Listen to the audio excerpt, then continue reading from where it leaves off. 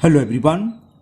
Today we will solve from question number 6 of exercise 8C class 7th ICSE board. और हम ICSE board के Selina publish के R K. Bansal writer की जो book है उसको सॉल्व कर रहे हैं। इससे पहले एक्सरसाइज 1A से अभी तक के जितने भी क्वेश्चन सभी क्वेश्चन को मैं सॉल्व कर चुका हूँ। उन सभी क्वेश्चनों का वीडियो आपको नीचे डिस्क्रिप्शन बॉक्स में मिल जाएगा, है ना। उसका लिंक मैं आपको नीचे डिस्क्रिप्शन बॉक्स में दे दूंगा। अगर इससे पहले आपको किसी भी एक्सरसाइज किसी भी क्वेश्चन में कुछ प्रॉब्लम है तो आप नीचे डिस्क्रिप्शन बॉक्स में जाकर उस वीडियो को देख सकते हैं।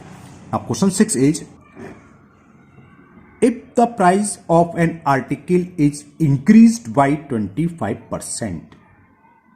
कोई आर्टिकल था उसका प्राइस 25% बढ़ गया।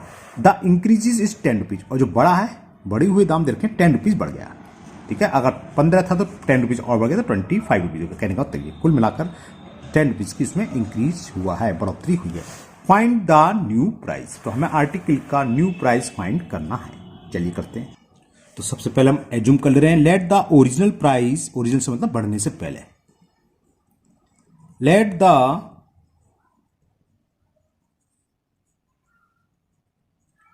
Original price of article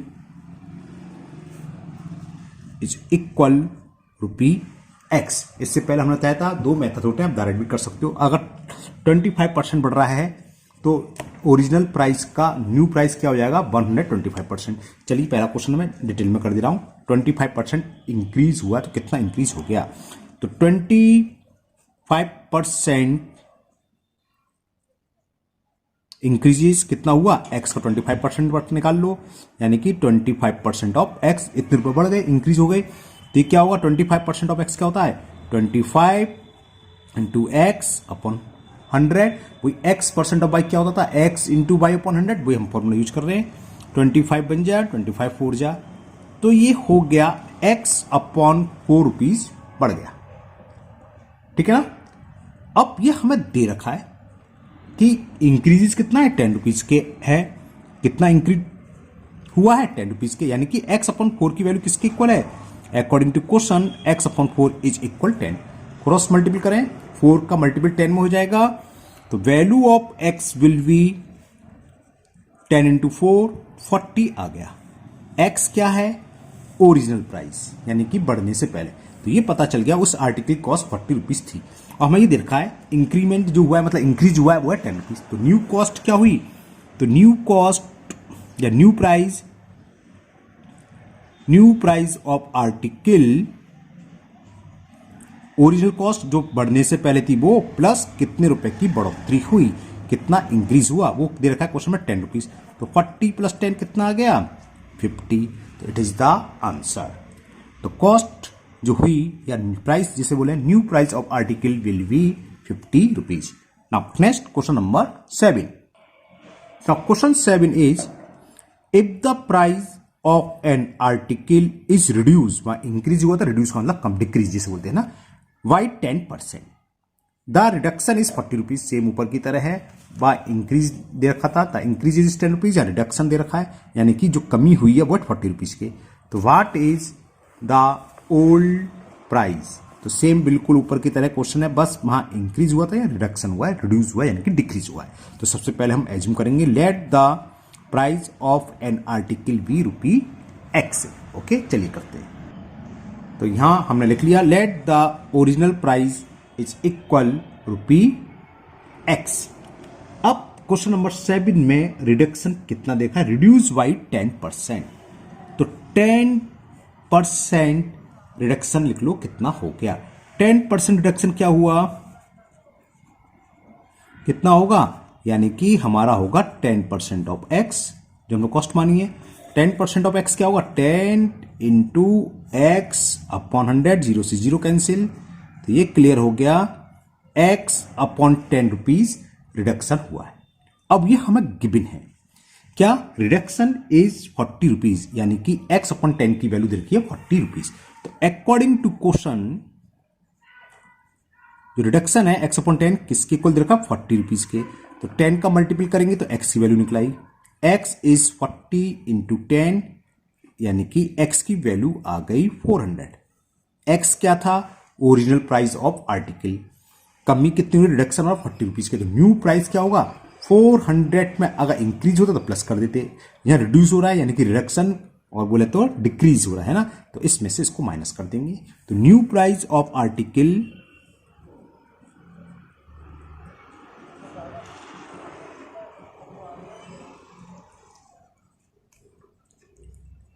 $400 minus 40 कितना हो गया, 360 rupees. It is the answer of question number 7। Now next question number 8। लेकिन इसमें ना न्यू प्राइस नहीं पूछा है, केवल ओल्ड प्राइस पूछा है। तो ओल्ड क्या था, 400 रुपीज है ना, तो न्यू प्राइस हमें निकालने की इसमें कोई जरूरत नहीं, बस यही लिख देते। तो इसको काट दे रहा हूं क्योंकि पूछा नहीं है, पूछा होता तो हम लिख देते ऐसे ना। ओल्ड प्राइस पूछा है तो लिख दोगे ओल्ड प्राइस ऑफ आर्टिकल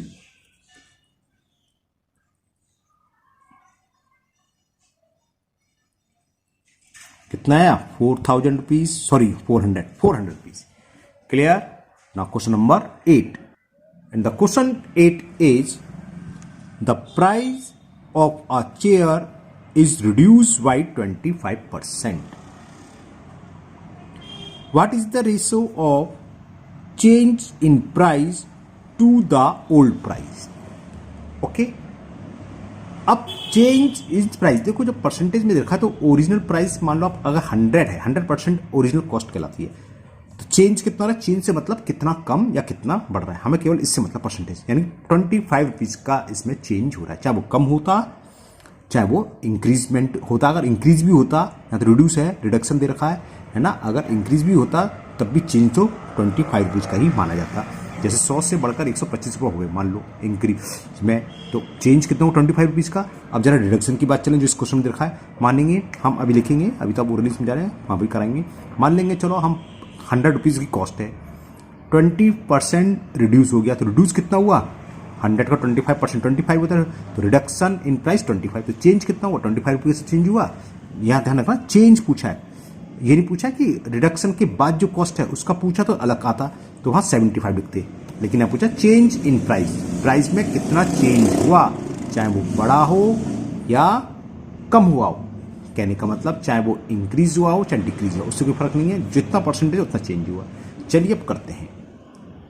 तो यहाँ हम फर्स्ट सेकंड पार्ट मान के कर ले रहे हैं, पहला मान ही लेते हैं।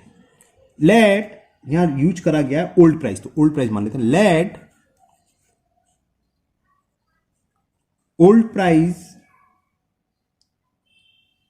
ऑफ आर्टिकल है चेयर, अब the piece of a chair, let old price of a chair is equal ₹100।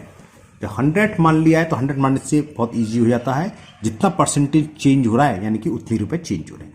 तो रिडक्शन इस प्राइस क्या है, 25%। रिडक्शन इन प्राइस 100 का 25% क्या होगा, 25 ही, तो यही चेंज हुआ। समझ में आ रही। हम पूछे कि आफ्टर रिडक्शन कॉस्ट क्या हुई, तो कॉस्ट क्या हुई, 100 से इसको माइनस करेंगे तब तो वो 75 रुपीज आएगा। तो प्राइस में चेंज कितना होगा, प्राइस में 100 से रह गया 75, तो 25 रुपए कम हो गया भले, है ना। तो अगर होता इंक्रीज तो 100 प्लस 25 तो 125 हो गया। तो प्राइस में चेंज क्या हुआ, तब भी 25 रुपीज का हुआ है, यानी कि 25 रुपए का चेंज है। तो चेंज इन प्राइस कितना आ रहा है, चेंज इन प्राइस ₹25, कब, अगर 100 रुपीज इसकी कॉस्ट है ओल्ड प्राइस की। तो फर्स्ट पार्ट में हमें निकालना है चेंज रेशो फाइंड करना है। What is the ratio of change in price to the old price, यानी कि हमें क्या फाइंड करना फर्स्ट पार्ट में, चेंज इन प्राइस, प्राइस में क्या चेंज हो रहा है वो इज टू ओल्ड प्राइस। तो इसकी वैल्यू पुट कर दो, चेंज इन प्राइस आया 25 और ओल्ड प्राइस है आपका 100। ये तो जानते हो, इसको हमें सिंपलेस्ट फॉर्म में लिखेंगे, यानी कि अगर कैंसिल हो रहे हो तो कैंसिल करेंगे। ये तो आपको अच्छे से दिखाई दे रहा है, 25 से कैंसिल हो रहा है, 25 बन जाए 25, 25 4 जा 100। तो it is the answer of first part. क्या, ratio between the change in price and old price is 1:4। Now second part is, second part में हमें पूछना है old price to the new price. अब यहां अंतर है, देखो न्यू प्राइस ये तो चेंज हुआ, तो न्यू प्राइस क्या होगा, 100 रुपीज था, 25 रुपीज कम हो गया, रिडक्शन हो गया, तो न्यू प्राइस क्या होगा, 100 माइनस 25। तो पहले न्यू प्राइस निकालने हैं। तो new price of chair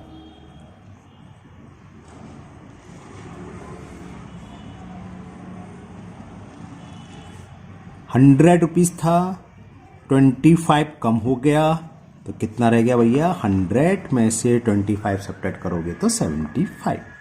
okay, तो हमें न्यू प्राइस भी मालूम है, ओल्ड प्राइस हमने 100 रुपीज मान रखा है, तो हम रेशो फाइंड कर सकते हैं।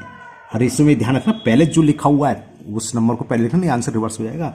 यहाँ लिखा हुआ है old price to new price, तो यहाँ लिख लो। हमें किसका रेशो फाइंड करना है, old price is to new price. क्या होगा, ओल्ड प्राइस हमने 100 रुपीज माना है, न्यू प्राइस कितना है 75, अगेन डिवाइडेड बाई 25। 25 से दोनों कैंसिल हो रहे हैं, 25 4 जा और 25 3 जा 75। ओके, 25 4 जा 100 होते हैं और 25 3 जा 75। तो it is the answer of second part. Now next question number 9। ये आपका क्वेश्चन भी कंप्लीट हो गया, अब 9 करते हैं।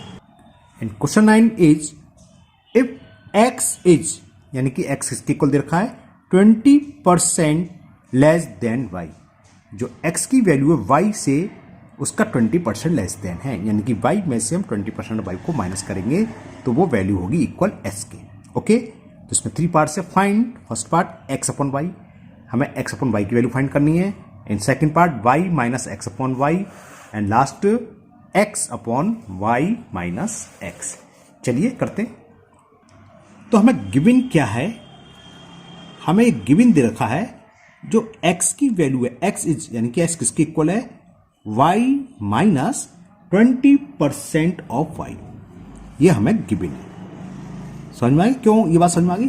जैसे दोबारा सुन लो कि x is 20% less than of y, 20% less than y, यानी कि x की वैल्यू y से 20% लेस देन, यानी कि y की जो वैल्यू है उस पर 20% कम, तो y में से हम 20% ऑफ y सब्ट्रैक्ट करेंगे, तब जाके ये वैल्यू आएगी। चलिए करते हैं। तो x is equal to y minus 20% of y क्या होता है, 20 इंटू वाई अपॉन 100, 21 जा 25 जा,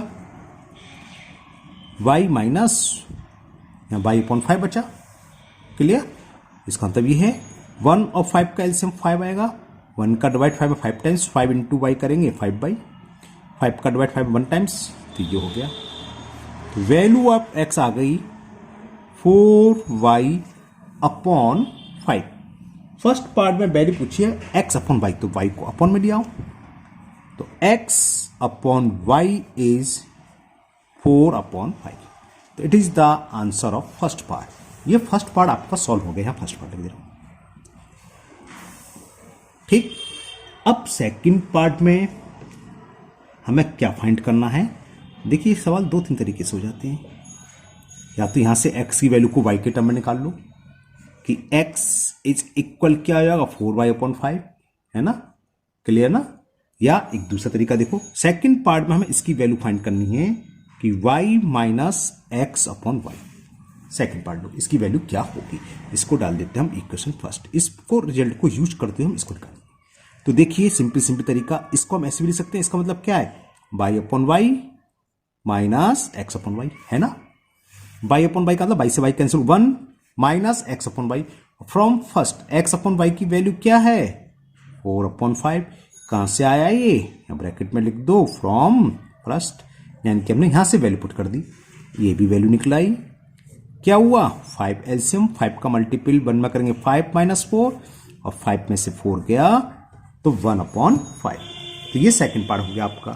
now third part, in third part we will find the value of x upon y minus X. ठीक है ना। देखिए आपके बुक में जो हिंट दे रखा है ना, इस तरीके से नहीं करना, ये हमें हिसाब से ये है ना गलत है। कैसे, देखो कब अगर हमें ये दे रखा हो x upon Y is equal 4 upon 5, इसका मतलब क्या है, ये रेशियो है x to Y equal to 4 is to 5। तो हम x को 4 नहीं मान सकते। जैसे आपकी बुक में जो हिंट में देखा है कि x इक्वल टू, अगर हाँ ये बात है, इफ x की वैल्यू 4 है तो y की वैल्यू 5 होगी, तो इनके साथ कांस्टेंट लगा देना चाहिए। तो इससे क्या लो, हम मान लेंगे द x की वैल्यू 4 के साथ एक कांस्टेंट लगा दो 4k, और y is equal to 5k, और x और y की वैल्यू यहाँ पुट कर दो, निकल आएगा। एक तरीका तो ये है जो आपकी बुक में देखा है, मैं इसको दूसरे मेथड से कर देता हूँ, ठीक है ना। अब जैसे ऊपर कहा था, इसमें क्या करें हम, हमें x अपॉन y की वैल्यू माननी, फर्स्ट पार्ट में निकाली थी। तो ये x अपॉन y कब आएगा, जब y से डिवाइड कर दें, और y से डिवाइड यहां भी कर दें। तो न्यूमिनेटर और डिनोमिनेटर दोनों में डिवाइड कर दो y से, ठीक है। तो ये किसके इक्वल हो गया, हमने क्या करा, न्यूमिनेटर में y से डिवाइड कर दिया, और डिनोमिनेटर में तो ईच टर्म में होता है, तो आपको पता है, क्लियर। एक स्टेप में और बढ़ा देता हूं, तो न्यूमिनेटर में x अपॉन y, नीचे हो गया 1, y से y cancel 1 minus x upon y।